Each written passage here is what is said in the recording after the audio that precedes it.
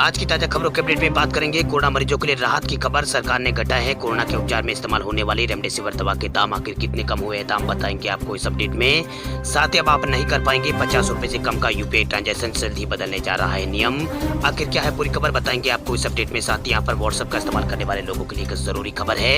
इसके अलावा रेल यात्रियों के लिए जरूरी खबर। रेलवे स्टेशन और ट्रेन के अंदर मास्क नहीं पहनना अब पड़ेगा भारी, अब से लगेगा 500 रुपए का जुर्माना। आखिर क्या है पूरी खबर बताएंगे आपको इस अपडेट में। साथ ही यहाँ पर बैंक खाता धारकों के लिए एक जरूरी खबर है। इसके अलावा ऑनलाइन फ्रॉड के बाद भी अब मिनटों में वापस मिल जाएगी आपकी रकम, बस इस हेल्पलाइन पे आपको करना होगा कॉल। आखिर क्या है पूरी खबर बताएंगे आपको इस अपडेट में। साथ ही आज की तमाम बड़ी और काम की खबरों की बात करेंगे इस अपडेट में। बात करते हैं आज की पहली बड़ी खबर की। तब नहीं कर पाएंगे 50 रुपए से कम का यूपीआई ट्रांजैक्शन जल्द ही बदलने जा रहा है नियम।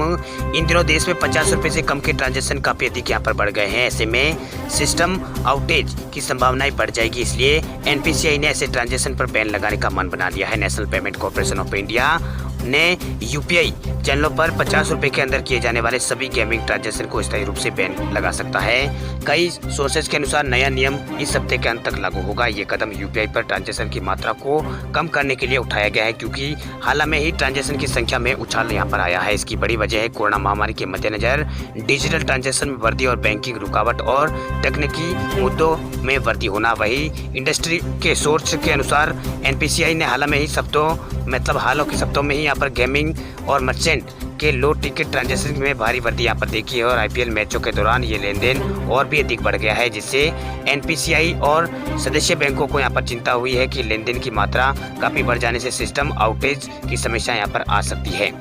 चलिए बात करते हैं अगली बड़ी खबर की। तो कोरोना के मरीजों के लिए राहत की खबर। मोदी सरकार ने घटाया है रेमडेसिविर दवा के दाम। कोरोना वायरस की दूसरी लहर के बीच कोरोना मरीजों के लिए अच्छी खबर आई है। कोविड-19 के लाखों मरीजों को केंद्र सरकार ने राहत दी है। दरअसल सरकार ने कोरोना के इलाज में उपयोगी रेमडेसिविर की दवा की कीमतों में लगभग 50% की कटौती की है।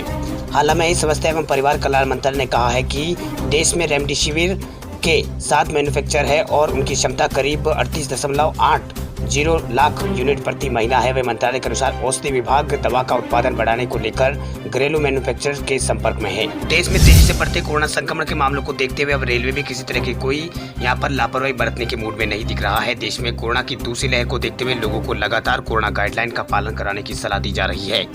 वहीं कोरोना के बढ़ते आंकड़ों को देखते हुए रेल मंत्रालय ने अब रेलवे स्टेशन और रेल के अंदर मास्क न लगाने वालों पर सख्ती का फैसला यहाँ पर किया है। रेलवे मंत्रालय को साफ किया गया है कि स्टेशन परिसर के अंदर और रेल में यात्रा के दौरान अगर कोई भी व्यक्ति बिना मास्क पाया जाता है तो उस पर 500 रुपए का जुर्माना लगाया जाएगा। वह रेल मंत्रालय ने सभी जोन के जनरल मैनेजरों को यहाँ पर आदेश जारी करके कहा है कि सभी यात्रियों को सलाह दी जाती है कि वे रेलवे स्टेशन में एंट्री के दौरान और ट्रेन में यात्रा के दौरान फेस मास्क जरूर लगाए। इतना ही नहीं, रेलवे ने साफ सफाई का ध्यान रखते हुए यात्रियों और अन्य स्टाफ द्वारा थूकने पर भी प्रतिबंध लगाया है। रेलवे में अपने इस फैसले के तहत प्रतिबंधों का पालन नहीं करने वालों पर, मास्क नहीं लगाने वालों पर 500 रुपए का जुर्माना का फैसला किया है। रेलवे ने यह आदेश अगले 6 महीनों के लिए जारी कर दिया है। आपको बता दें कि देश में जो कोरोना की स्थिति है वो बेकाबू होती जा रही है। लगातार कोरोना के नए केस यहाँ पर भारत में लगातार सामने आ रहे हैं। 24 घंटों के दौरान भारत में 2 लाख से ज्यादा कोरोना के केस सामने आ रहे हैं, जिसे देखते हुए रेलवे ने अब सख्ती बरतना शुरू कर दिया है। चलिए बात करते हैं अगली बड़ी खबर की। तो मध्य प्रदेश में कैंसिल की गई है 9वीं और 11वीं की परीक्षाएं। अब छात्रों को सीधे अगली कक्षा में किया जाएगा प्रमोट। मध्य प्रदेश में स्कूल शिक्षा विभाग ने बढ़ते कोविड-19 के मामलों को देखते हुए 9वीं और 11वीं के छात्रों की अंतिम परीक्षा को रद्द कर दिया है। अब छात्रों का मूल्यांकन नवंबर 2020 में आयोजित संशोधित परीक्षण और इस वर्ष फरवरी में आयोजित अर्धवार्षिक परीक्षा के प्रदर्शन के आधार पर उन्हें पास किया जाएगा। मध्य प्रदेश के स्कूल शिक्षा विभाग ने ट्वीट करके यहाँ पर ये जानकारी दी है। ट्वीट में उन्होंने लिखा है कि स्कूल शिक्षा विभाग द्वारा जारी किए गए निर्देशानुसार कक्षा 9वीं और 11वीं के विद्यार्थियों की वार्षिक परीक्षा नहीं ली जाएगी तथा उनका मूल्यांकन जो अर्धवार्षिक परीक्षा हुई थी उसके आधार पर पूर्व में किए गए मूल्यांकन के आधार पर उन्हें पास किया जाएगा। चलिए बात करते हैं अगली बड़ी खबर की। तो ऑनलाइन फ्रॉड के बाद भी मिनटों में वापस मिल जाएगी आपकी रकम, बस इसे हेल्पलाइन नंबर पर करना होगा आपको कॉल। अगर आप भी ऑनलाइन ठगी का शिकार होते हैं तो घबराने की जरूरत नहीं है। केंद्र सरकार ने एक नंबर जारी किया है जिस पर कॉल करके आप कुछ ही मिनटों में अपने पैसे को वापस अकाउंट में पा सकते हैं। केंद्र सरकार ने एक हेल्पलाइन नंबर जारी किया है। तकनीकी युग में लगातार ऑनलाइन फ्रॉड के मामले लगातार बढ़ते जा रहे हैं। इसको शिकंजा कसने के लिए केंद्र सरकार अब पूरी तरह से तैयार है। हाल में ही केंद्रीय गृह मंत्रालय और दिल्ली पुलिस की साइबर सेल ने एक खास नंबर जारी किया है जिस पर कॉल करके आप ठगी के बाद भी अपने पैसे को वापस ले सकते हैं। वहीं सरकार का दावा है कि ऑनलाइन फर्जीवाड़े से बचाने के लिए जारी किए गए हेल्पलाइन नंबर 155260 पर आपको कॉल करने के मात्र 7 से 8 मिनट के भीतर पूरा पैसा वापस आपके अकाउंट में ट्रांसफर हो जाएगा। वही अधिकारी ने बताया कि शिकायत मिलने पर हम पूरी डिटेल चेक करेंगे और पता लगाएंगे कि आपके पैसे किस खाते या फिर किस आईडी में ट्रांसफ़र किए गए हैं। इनकी जानकारी को पता चलते ही उस बैंक या फिर उस साइट को यहाँ पर मैसेज भेजा जाएगा, जिसके बाद उस रकम को जो रकम गई है उसको यहाँ पर होल्ड कर दिया जाएगा। यानी अगर आप किसी जालसाज के जासे में आकर ठगी का शिकार भी हो जाते हैं तो सबसे पहले आपको हेल्पलाइन नंबर 155260 पर कॉल करना होगा। ये नंबर आपको डायल करना होगा। फ़ोन कनेक्ट होने पर आपसे नाम, मोबाइल नंबर, फ्रॉड की टाइमिंग और बैंक अकाउंट डिटेल्स आदि आपको पूरी जानकारी मांगी जाएगी और फिर उसे वेरीफाई भी किया जाएगा। इसके बाद हेल्पलाइन नंबर आपकी जानकारी को आगे के लिए कार्रवाई के लिए पोर्टल पर भेज देगा। फिर संबंधित बैंक को फ्रॉड की जानकारी दी जाएगी, जिसके बाद बैंक फ्रॉड वाले फंड को होल्ड कर देगा। उसके बाद आपकी जो रकम है वो पैसे आपके अकाउंट में फिर से यहाँ पर ट्रांसफर हो जाएंगे। चलिए बात करते हैं अगली बड़ी खबर की। तो यूपी के बाद हरियाणा में बड़ी है पाबंदियां, बिना मास्क निकलने पर 500 रुपये लगेगा जुर्माना। हरियाणा सरकार ने कोरोना महामारी के प्रसार को रोकने के लिए नई गाइडलाइन जारी की है, जिसके तहत 30 अप्रैल तक राज्य के सभी स्कूल, कॉलेज और कोचिंग संस्थान को बंद करने के आदेश दिए गए हैं। साथ ही वाहनों में यात्रियों और कार्यक्रमों में लोगों की संख्या को भी सीमित कर दिया है। प्रदेश सरकार ने अधिकारियों से कहा है कि सभी स्कूल, कोचिंग संस्थान और औद्योगिक प्रशिक्षण संस्थान और पुस्तकालय और परीक्षण संस्थान, चाहे वो सरकारी हो या फिर निजी हो, 30 अप्रैल तक सभी बंद रहेंगे। वहीं मुख्यमंत्री मनोहर लाल खट्टर ने कोरोना महामारी की वर्तमान स्थिति को लेकर कल शाम यहाँ पर लोगों को संबोधित किया। उन्होंने लोगों को आश्वासन दिया है कि घबराने की कोई ज़रूरत नहीं है, चाहे वो फिर जैसे जैसे मामले बढ़ रहे हैं, लेकिन घबराने की जरूरत नहीं है। लोगों को सतर्कता यहाँ पर बढ़ाने की जरूरत है। वही प्रदेश सरकार ने नई गाइडलाइन में सभी को सार्वजनिक स्थानों पर मास्क पहनना अनिवार्य कर दिया है। बिना मास्क अगर कोई व्यक्ति पकड़ा जाता है तो उसके ऊपर 500 रुपये का जुर्माना का प्रावधान भी करने की यहाँ पर बात कही है। मतलब हरियाणा में यह आदेश लागू हो चुका है कि अगर कोई बिना मास्क यहाँ पर हरियाणा के अंदर कोई अगर सार्वजनिक स्थान पर पाया गया तो उसके ऊपर 500 रुपये जुर्माना लगेगा। चलिए बात करते हैं अगली बड़ी खबर की। तो व्हाट्सएप यूजर्स के लिए अलर्ट, सुरक्षित नहीं है आपका व्हाट्सएप डेटा, साइबर एक्सपर्ट ने किया है आगाह। व्हाट्सएप ऐप में कई कमजोरियां सामने आई है, जिनके कारण दूर बैठा हैकर अपनी मर्जी का कोड डालकर इसे हैक कर सकता है और जहां पर सेंसिटिव डेटा एक्सेस कर सकता है। नई पॉलिसी को लेकर व्हाट्सएप पहले ही विवादों में घिरा हुआ है और व्हाट्सएप की जो मुसीबत है वो लगातार बढ़ती जा रही है। हाल में ही सामने आई जानकारी के मुताबिक व्हाट्सएप पर यूजर्स की पर्सनल जानकारी लीक होने का खतरा बढ़ गया है।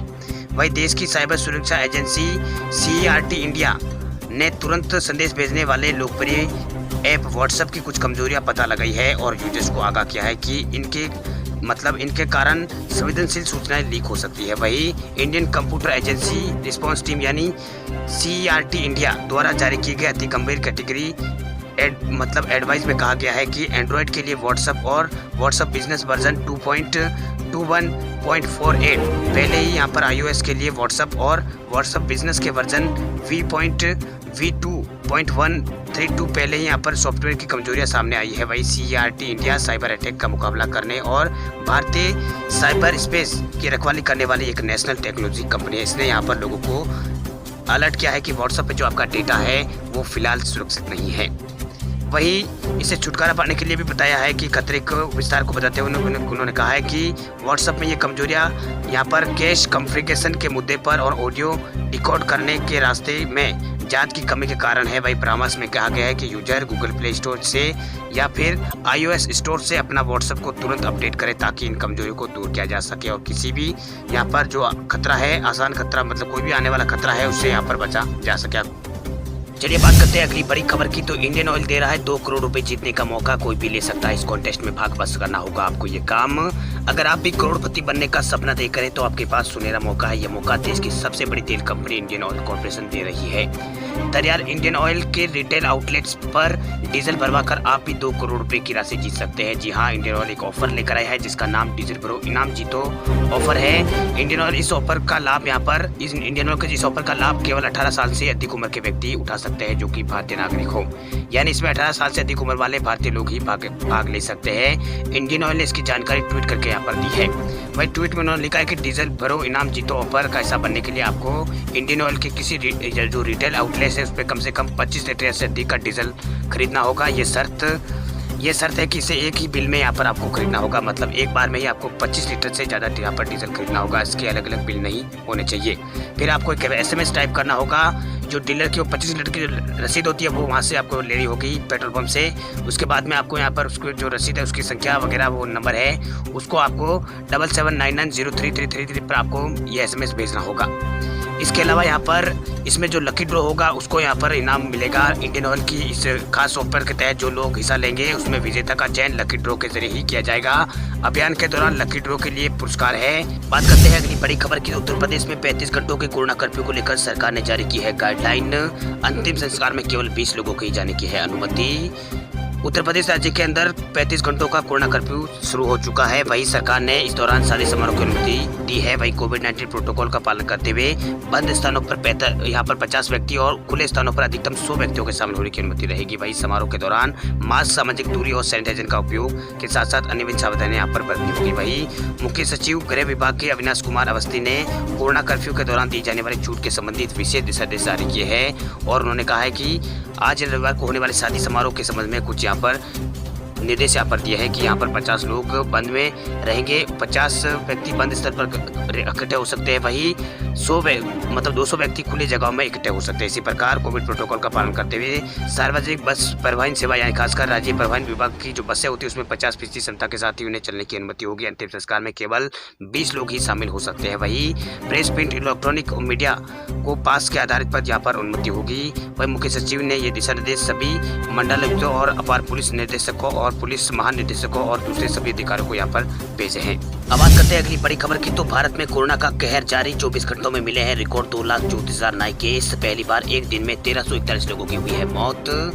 भारत में कोरोना बेकाबू हो चुका है। लगातार दूसरी लहर बेकाबू होती जा रही है। तीसरे दिन लगातार भारत में 2 लाख से ज्यादा नए कोरोना के केस आए। यही नहीं, महामारी शुरू होने से लेकर अब तक पहली बार एक दिन में सबसे ज्यादा मौतें भी हुई है। वही स्वास्थ्य मंत्रालय की ओर से जारी किए गए ताजा आंकड़ों के अनुसार पिछले 24 घंटों में भारत के अंदर 2,34,792 नए कोरोना के केस आए हैं। वही 1341 लोगों की पिछले 24 घंटों में मौत हुई है। हालांकि 1,23,000 के आसपास लोग पिछले 24 घंटों में ठीक भी हुए हैं। इससे पहले एक दिन पहले भारत में 2,17,353 केस आसपास सामने आए थे। वही इस दौरान यहाँ पर भारत में पिछले 24 घंटों में अब तक भारत में 1341 लोगों की भारत में मौत हुई है। वही इससे पहले जो भारत में मृतकों का आंकड़ा था वो 15 सितंबर का था सबसे ज्यादा, जिस दिन भारत में 1290 लोगों की मौत हुई थी। उसके बाद में ये आंकड़ा आया है 1341 जो अभी यहाँ पर सबसे ज्यादा है।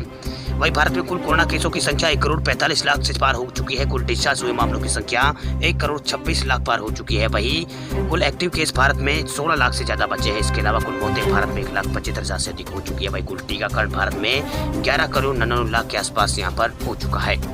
वही राजधानी दिल्ली में बढ़ते कोरोना संक्रमण को देखते हुए कोरोना कर्फ्यू का ऐलान कर दिया गया है। वही 19,000 से ज्यादा नए कोरोना के केस दिल्ली में आए, जबकि 141 लोग इस महामारी के कारण अपनी जान गंवा बैठे हैं दिल्ली में।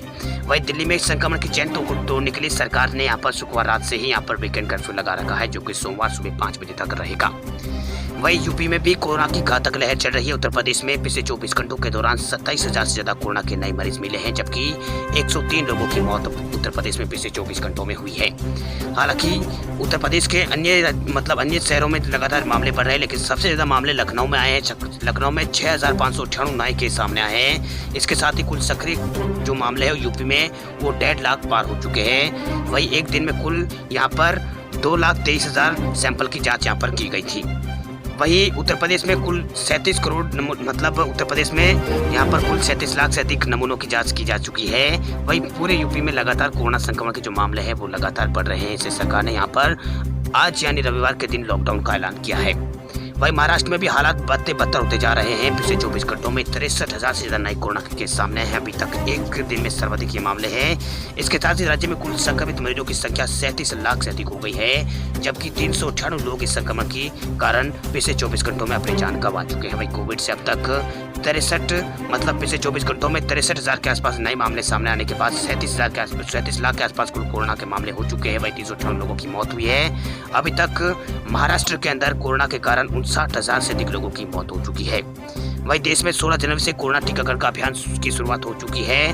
वही देश में कल तक देश भर में 11,99,00,000 के आसपास कोरोना की जो डोज है वो यहाँ पर दी जा चुकी है। बीते दिन 30 लाख से अधिक लोगों को कोरोना के टीके लगे हैं। वैक्सीन की दूसरी खुराक देने का अभियान भारत में 13 फरवरी से शुरू हुआ था। वहीं 1 अप्रैल से भारत में 45 साल से ऊपर के सभी लोगों को कोरोना के टीके लगाए जा रहे हैं। वहीं जिसमें कोरोना मृत्यु दर 1.21% है, जबकि रिकवरी रेट भारत में 88% है। एक्टिव केस भारत में 11% से ज्यादा हो गए हैं। वहीं कोरोना एक्टिव केसों के मामले में दुनिया में भारत अब दूसरे स्थान पर आ गया है। वहीं कोरोना संक्रमितों की संख्या के हिसाब से भारत दूसरे स्थान पर है, जबकि दुनिया में अमेरिका, ब्राजील और मैक्सिको के बाद सबसे ज्यादा मौतें अगर किसी देश में हुई तो वो सिर्फ भारत में हुई है।